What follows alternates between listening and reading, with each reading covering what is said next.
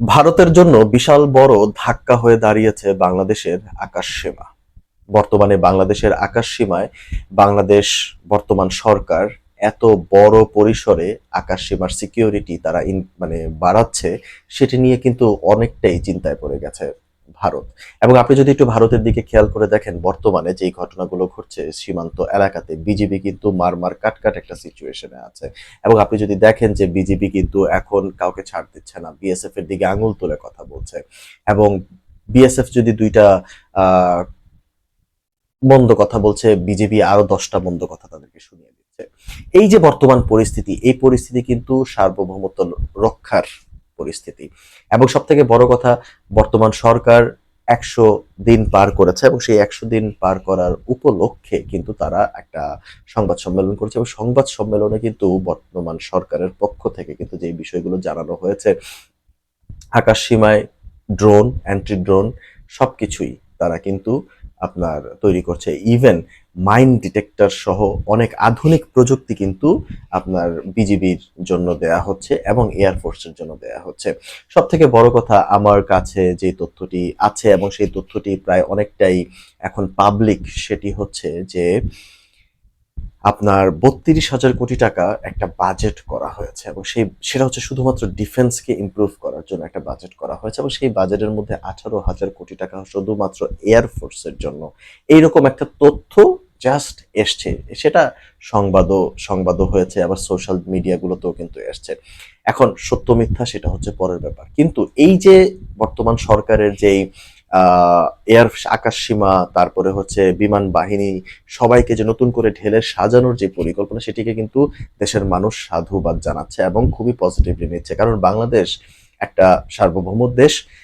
এই দেশের defence system এতটাই দুর্বল, যা নিয়ে রীতিমতো ট্রল করা হয়, মক করা হয়, মজা করা হয় সামাজিক যোগাযোগ মাধ্যমে। তো বর্তমান সরকার সেই দিকেই এগোচ্ছে। আর্মি, নৌবাহিনী থেকে নিয়ে সবাইকে কিন্তু আপনার আরো উন্নত করার একটা কিন্তু প্রকল্প হাতে নেওয়া হয়েছে। আপনারা যদি একটু খেয়াল করে দেখেন যে বাংলাদেশে কিন্তু একটা বড় বাজার আছে, সেটা হচ্ছে জাহাজ বানানোর, জাহাজ তৈরির একটা মার্কেট কিন্তু বাংলাদেশে আছে। তো একটু যদি আপনি খেয়াল করে দেখেন যে জাহাজ যেই তৈরি হচ্ছে, সেই জায়গাটাকে কিন্তু নৌবাহিনীর সাথে বর্তমান সরকার ট্যাগ করার চেষ্টা করছে। সেটা কিভাবে? সেটা হচ্ছে নৌবাহিনীর জন্য উন্নত মানের জাহাজ বাংলাদেশেই তৈরি করা হবে এবং সেটার জন্য একটা আলাদা করে বাজেটও সরকার তৈরি করে দিয়েছে।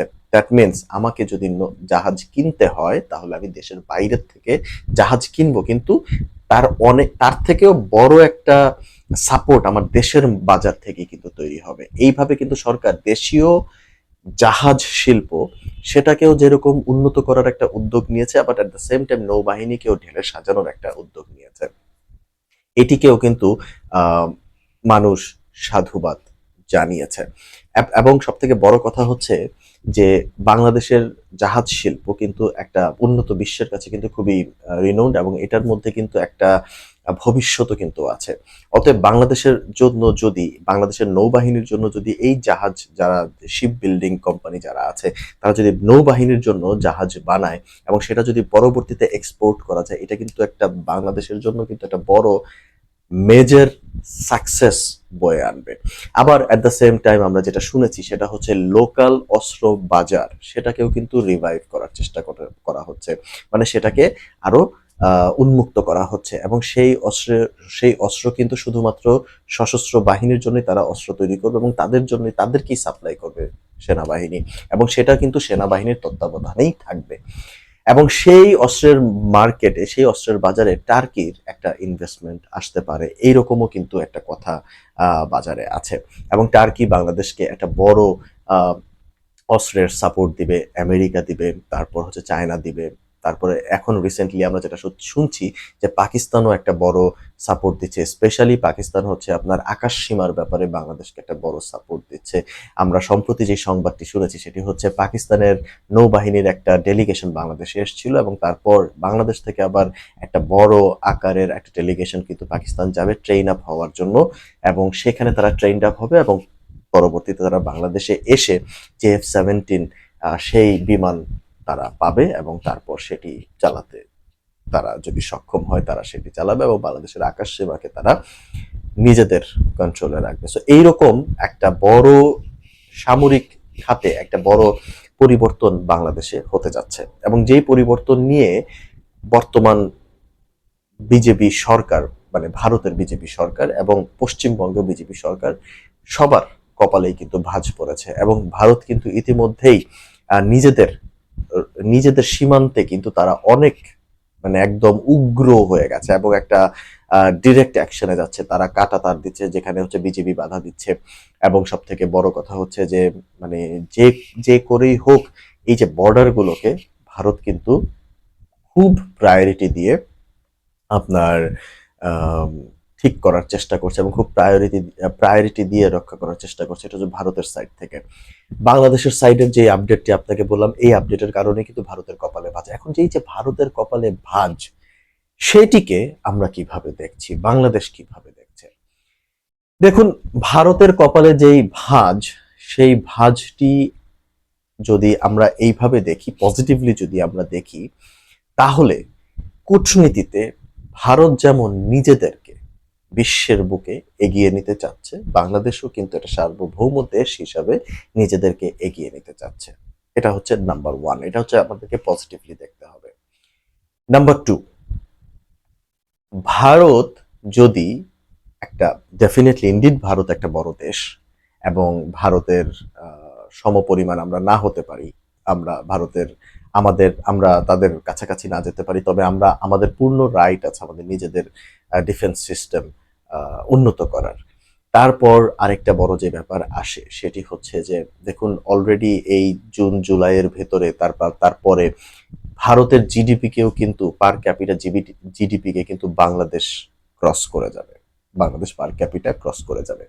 তো এইসব উন্নয়নের মাঝেও আপনার যেটি দেখা যাচ্ছে, ডেফিনেটলি এই উন্নয়নগুলো প্রিভিয়াস সরকারের আমল থেকেই হচ্ছে এবং নিঃসন্দেহে এটা বলতে হয় যে যেটা ভালো দিক ছিল সেটাকে তো ভালো বলতে হবে, কিন্তু যেটা মন্দ ছিল সেটা ডেফিনেটলি মন্দই বলতে হবে। তো এখন যেই ব্যাপারটি সেটি হচ্ছে যে ভারত, আমরা যদি এখন নেগেটিভলি দেখার চেষ্টা করি, নেগেটিভলি দেখলে কি হবে? নেগেটিভলি দেখলে বিষয়টি যেটা হবে, ভারতের সাথে বাংলাদেশের সম্পর্ক, কূটনৈতিক সম্পর্ক আরো নষ্ট হবে। সেটাই বাংলাদেশের মানুষ একদম স্ট্রেট কাট যেটি চিন্তা করছে। কিন্তু বাংলাদেশের ভেতরকার যেই তথ্য সেটি হচ্ছে যে বাংলাদেশ সরকার ভারতের সাথে সুসম্পর্ক বজায় রাখতে চাইছে, কিন্তু ভারতকে আরো লিবারেল মাইন্ডেড হতে হবে। ফর এক্সাম্পল, বাংলাদেশের উপরে যে একটা ছায়া কন্ট্রোল, সেই কন্ট্রোলটা যেন না হয়। যদিও যদিও ভারতের বেশ অনেকটা এক্সপার্টের চিন্তা যে যেহেতু ভারতের সাথে বাংলাদেশের একটা বড় বর্ডার আছে, সেখানে আপনার জঙ্গি তৎপরতা নিয়ে ভারত চিন্তিত, ভারত তার সিকিউরিটি নিয়ে চিন্তিত। তো ডেফিনেটলি ভারত যদি তার সিকিউরিটি নিয়ে চিন্তিত হয় তাহলে বাংলাদেশকেও তার লিবারেল মাইন্ডে ছেড়ে দিতে হবে এবং সেইখানে তারা লিবারেল ওয়েতে তারা সাপোর্ট করতে পারে, হেল্প করতে পারে। বাংলাদেশকে তার ডিফেন্স সিস্টেমে উন্নয়নে তারা কিন্তু আপনার নিজেদের অবদান কিন্তু ভারত রাখতে পারে, সেই জায়গাটিও কিন্তু বাংলাদেশ চায় বলে আমার কাছে তথ্য আছে। তো এই সব কিছু মিলিয়ে আমার কাছে মনে হচ্ছে যে ভারতের পজিটিভ নেগেটিভ এখন ভারতের উপরে, ভারতের কোর্টে হচ্ছে বল। ভারত যেভাবে চাইবে ঠিক সেইভাবেই কিন্তু আপনার সম্পর্ক তৈরি হবে। তবে বাংলাদেশ যে তার নিজের সার্বভৌম রক্ষায় এখন একদম মাইন্ডসেট ক্লিয়ার করে ফেলেছে, সেটি একদম স্পষ্ট হয়ে উঠেছে। এটিকে বাংলাদেশ সাধুবাদ জানাচ্ছে, বাংলাদেশের সাধারণ মানুষ সাধুবাদ জানাচ্ছে। আর আমার প্রশ্নটা হচ্ছে, বাংলাদেশ তার নিজের ডিফেন্স সিস্টেম, নিজের সবকিছু তৈরি করবে, এতে অন্য কোনো দেশ আসলে ভাই কেন কথা বলবে? আমার দেশ যদি না খায়া না পইরা যদি তার নিজের উন্নয়নের দিকে ঝুঁকে, ভাই এটা অন্য দেশের চিন্তা করার কোনো কারণ নাই। তবে হ্যাঁ, আমরা অন্য দেশের বিরুদ্ধে যাব না এরকম চিন্তা ভাবনা হচ্ছে বর্তমান সরকারের। তো দর্শক, আপনারা কি মনে করছেন সেটি অবশ্যই কমেন্টের মাধ্যমে জানাতে পারেন। ধন্যবাদ।